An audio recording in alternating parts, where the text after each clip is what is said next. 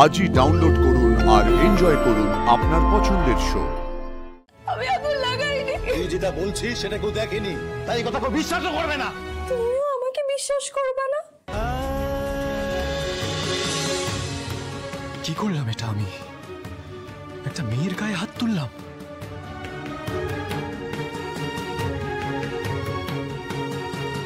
গাঙ্গুলি বাড়ির এই অবস্থা, একটা মেয়ের ভুলের জন্য পুরো পার্টিটাই বানচাল হয়ে গেল। হ্যাঁ কি বললেন বলুন তো?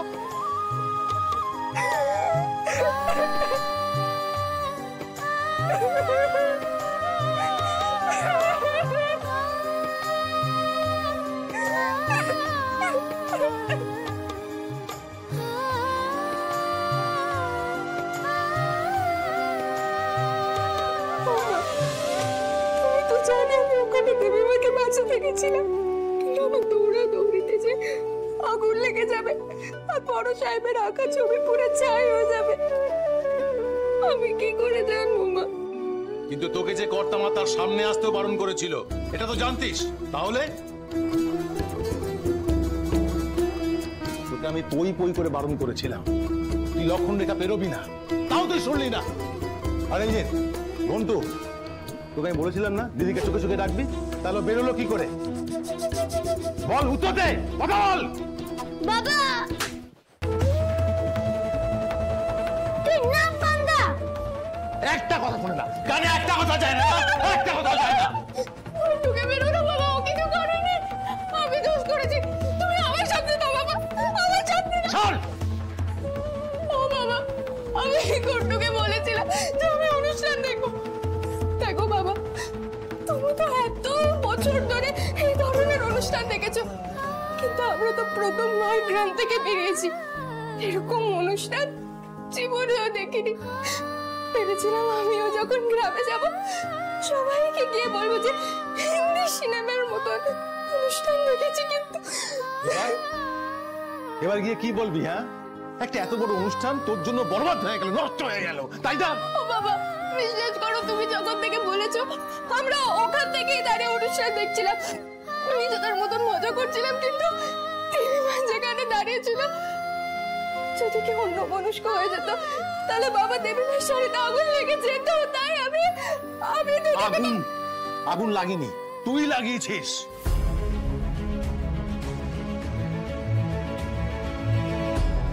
না বাবা, বিশ্বাস করো, আমি আগুন লাগাইনি, না আমি কিচ্ছু করিনি, আমি তো দেবীমাকে বাঁচাতে গেছিলাম, আমি আগুন লাগাইনি। তুই যেটা বলছিস সেটা কেউ দেখেনি, তাই এই কথা কেউ বিশ্বাসও করবে না।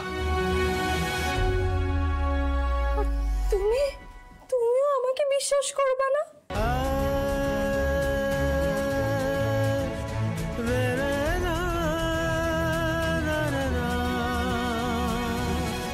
কেন আমরা মেয়েটাকে বিশ্বাস করব না?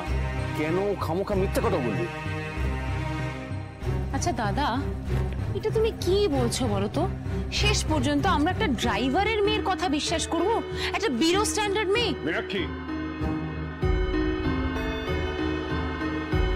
কার কি পেশা সেটা নিয়ে কে বিশ্বাসী কে অবিশ্বাসী সেটা বিচার করা যায় না। বা তুমি এত আপসেট হও না প্লিজ।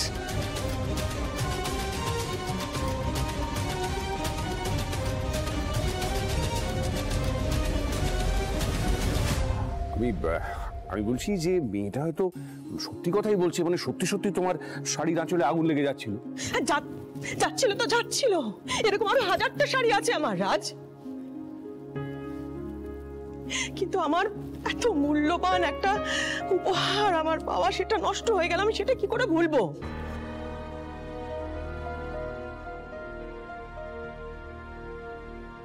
হ্যাঁ ঠিকই তো। চুপ করবে তুমি?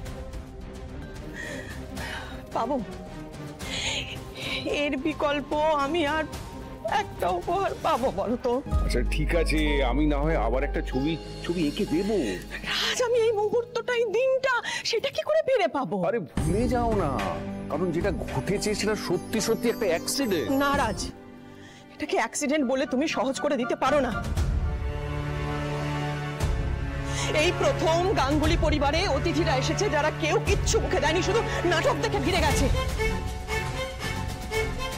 এই দিনটা আমি কিছুতেই ভুলবো না, কোনোদিন ভুলবো না। দেখো যেটা কষ্টের কারণ, মন খারাপের কারণ, সেটাকে যত তাড়াতাড়ি ভুলে যাচ্ছে ততই তো মঙ্গল। আজ আমি সব বলতে পারি, কিন্তু যে আদর্শ, যে নিয়মানুবর্তিতা নিয়ে আমি এতগুলো বছর কাটিয়েছি, আমি সেটা কি করে ভুলবো বলো তো? এই প্রথম গাঙ্গুলি পরিবারে একটা অনুষ্ঠান হলো যেখানে আমরা সবাই আমাদের আত্মীয় পরিজনদের নিমন্ত্রণ জানিয়েছি, যারা কিছু না খেয়ে বেরিয়ে চলে গেছে ওই মেয়েটার জন্য। ওই মেয়েটাকে আমি আমার বাড়ির ত্রিসীমানায় দেখতে চাই না। তোমরা প্রত্যেকে কান খুলে শুনে রেখে দাও, এটা আমার শেষ সিদ্ধান্ত।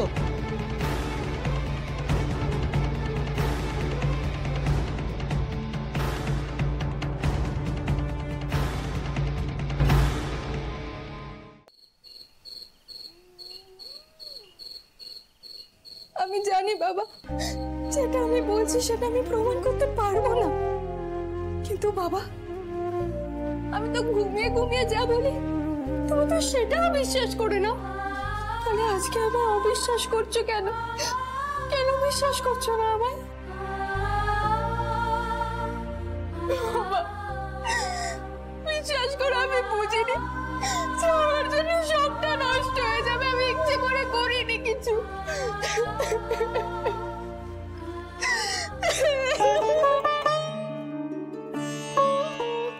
কুসুম, মা মা, আমি তোকে অবিশ্বাস করছি না রে মা। কিন্তু বাবা আমাকে এখানে কে বিশ্বাস করবে? বাবা আমাকে তো কেউ বিশ্বাস করবে না এখানে। না আসলে কি হয়েছে জানিস, এখানে তো তোকে কেউ চেনে না, তোর স্বভাব চরিত্র কেমন কেউ জানেও না, কেউ তোকে বুঝবে না মা, এখানে কেউ তোকে বুঝবে না।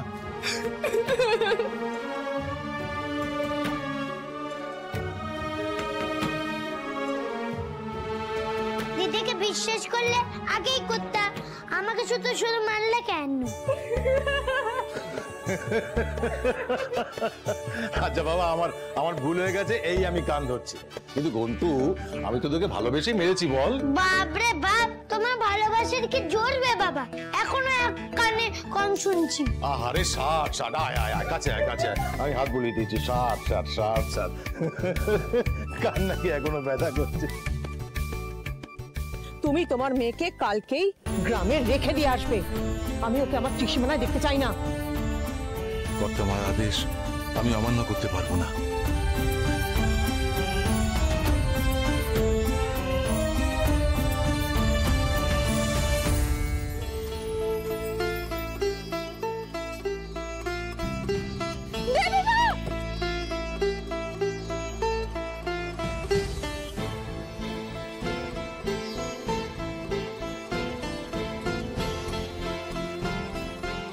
আমি ইচ্ছে করে